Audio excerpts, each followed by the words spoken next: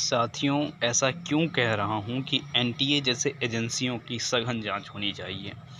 क्योंकि आप देखेंगे एनटीए में तमाम तरह की गड़बड़ियाँ हो रही है।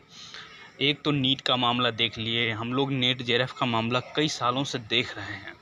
हालांकि चूँकि उसमें बच्चे कम होते हैं, इन द सेंस कि जिस तरह से 24-25 लाख बच्चे नीट में थे वैसे बच्चे नहीं होते हैं और अलग अलग सब्जेक्ट में डिवाइड होते हैं नेट जेआरएफ के बच्चे, इसीलिए उतना बड़ा आंदोलन नहीं हुआ। लेकिन वहाँ भी देखेंगे कि कुछ न कुछ गड़बड़ी वहाँ भी हो रही है। अब देखिए, मामला सुप्रीम कोर्ट गया हुआ था नीट के मामले को लेकर के, और एनटीए से पूछा गया कि आप किस आधार पे ग्रेस मार्क्स दे रहे हैं, कोई लॉजिक है? हाँ, आप पहले तो ये बताइए देरी क्यों हो जा रही है, या आप वैसी व्यवस्था क्यों नहीं कर पा रहे हैं जिससे बच्चे परेशान हो, मतलब परेशान ना हो। तो वो कोई जवाब नहीं था। तो उस वजह से आप देखेंगे कि जो है अब क्या स्थिति बनी, ये स्थिति बनी है। और ये स्थिति बनी है और कहा गया है कि आप कितने बच्चों को ग्रेस मार्क्स दिए थे, तो आप 1563 बच्चे को ही ग्रेस मार्क्स कैसे दे दिए, क्यों दे दिए, क्या ज़रूरत पड़ गई ग्रेस मार्क्स देने की? तो ये एक सोचने वाली बात थी। ठीक है, तो अब टॉपर्स वाले सेक्शन पे कुछ बातचीत भी नहीं हुई, एक बात समझने वाली बात है। ठीक है, तो ये अब उन 1563 बच्चों को री एग्ज़ाम लिया जाएगा 23 जून को।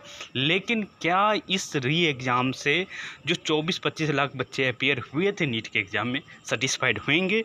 नहीं होंगे, मुझे तो नहीं लगता होना भी चाहिए।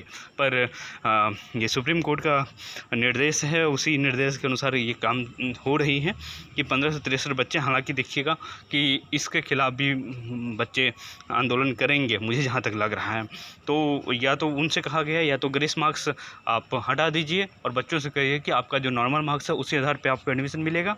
और दूसरी बात, यदि बच्चे उनको री एग्ज़ाम का ऑप्शन दीजिए। तो देखिए, यदि इन 1563 बच्चे जिन्हें ग्रेस मार्क्स दिया गया है वो एक्चुअल बच्चे होंगे तो फिर से एग्ज़ाम देंगे, आप जानते ही हैं। लेकिन नहीं होंगे तो ऑब्वियस सी बात है कि वो वैसे ही रख लेंगे। लेकिन ये स्थिति आखिर बनी क्यों, इसके बारे में बात करने की ज़रूरत है।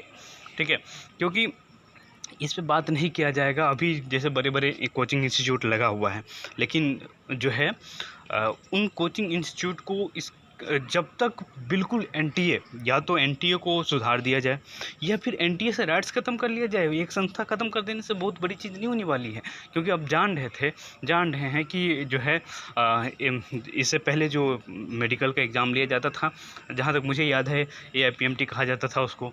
ठीक है, ऐसे यूनिवर्सिटीज़ का एग्ज़ाम अलग अलग यूनिवर्सिटीज़ लेती थी। हाँ, और भी जो भी नेट जेआरएफ का अलग एग्ज़ाम होता था यूजीसी की ही तरफ से। तो सबके पास एक व्यवस्था था और सब काम कर रहे थे। जब उसको मर्ज करके आप एक व्यवस्था लाएँ तो उस व्यवस्था में ऐसी गड़बड़ी क्यों हो रही है, इसके बारे में बिल्कुल बात होनी चाहिए। और जिन कोचिंग इंस्टीट्यूट ने इसमें अपना अहम योगदान दिया, उनका बहुत बहुत शुक्रिया कि इस तरह की चीज़ें वो एक्टिवली कर रहे हैं।